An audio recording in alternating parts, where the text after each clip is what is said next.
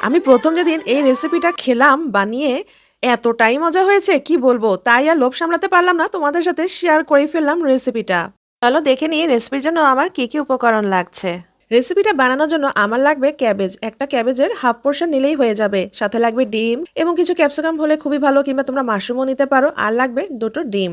আমি কিন্তু মাশরুম বা ক্যাপসিকাম চিকেন কোনোটাই ব্যবহার করছি না, কারণ এই মুহূর্তে আমার বাসায় যা ছিল, মানে সবার বাসায় কিন্তু এই আইটেমগুলো সবসময় থাকে, আমি সেগুলো দিয়ে সহজভাবে করে দেখানোর চেষ্টা করছি। তো এই তো ক্যাবেজগুলোকে আমি এইভাবে কেটে নিয়েছি, না বেশি মোটা না বেশি চিকন। এরপরে যেই কড়াইতে আমি করবো সেই কড়াইতে অল্প একটু তেল দিয়ে এখানে আমি দুটো ডিম ভালো করে একটু ঝুরি ঝুরি করে ভেজে নেব। এখন তো উইন্টার সিজন, সবসময় কিন্তু আমরা বাঁধাকপির ভাজিটাই খেয়ে থাকি বা অন্য কোনো আইটেম বা তরকারির সাথে রান্না করে থাকি। এইভাবে একবার তোমরা ক্যাবেজ ভাজিটা খেয়ে দেখবে, তোমাদের কিন্তু ভাতও খাওয়া লাগবে না। মানে যারা ডায়েটিং এ আছো তারা কিন্তু এই খাবারটাকে একদম ফার্স্ট চয়েসে রাখতে পারো। এরপরে ডিমটা যখন ভাজা হয়ে যাবে, আমি কড়াইতে অল্প একটুখানি পেঁয়াজটা একটু মোটাও না আবার বেশি চিকনও না, মিডিয়াম অবস্থায় কেটে ফেলতে হবে। তারপরে এখানে কিন্তু বেশ কয়েকটা কাঁচামরিচ দিয়ে দিতে হবে, একটু লম্বা চিরি চিরি করে কেটে নিতে হবে।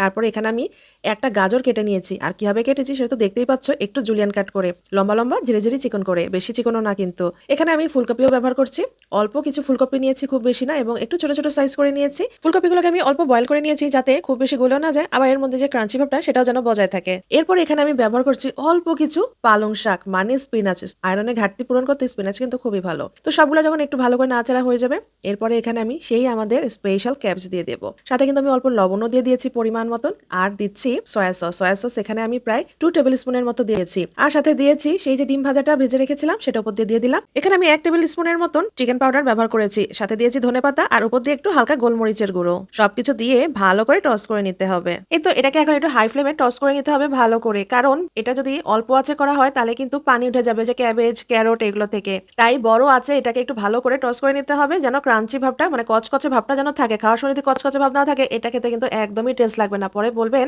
আপু কি রেসিপি দিল, খেতে একদম ভালো লাগছে না। যাই হোক, এটা কিন্তু ভাত ছাড়া বা রুটি ছাড়াও খালি খালি খাওয়া যাবে। যদি এর মধ্যে আরেকটু চিকেন অ্যাড করে দেন তাহলে কিন্তু একদম আরো পারফেক্ট হয়ে যাবে। তো আমি এখানে এভাবে আপনাদেরকে দেখাচ্ছি, যে দেখেন কি সুন্দর এসছে না কালারটা, সবুজ কমলা ইয়ালো, মানে সব ধরনের কালারের কম্বিনেশন এবং সব ধরনের সবজি রয়েছে। মানে এটা কিন্তু প্রোটিন খুব ভালো একটা, ডিম কিন্তু রয়েছে। তো চাইলে কেউ রুটি বা ভাতের সাথেও খেতে পারেন। আমি একটু ভাত দিয়ে পরিবেশন করে দেখাচ্ছি। এই তো হয়ে গেল আমার winter special diet special cabbage fry. শুধু ক্যাবেজ না, এর মধ্যে কিন্তু অনেক ধরনের ভেজিটেবলস রয়েছে। সো এটা একটা প্রোটিন বেসড ফুড। রেসিপিটা ভালো লাগলে বাসা ট্রাই করবেন, আর আমাকে কমেন্টসে অবশ্যই জানাবেন।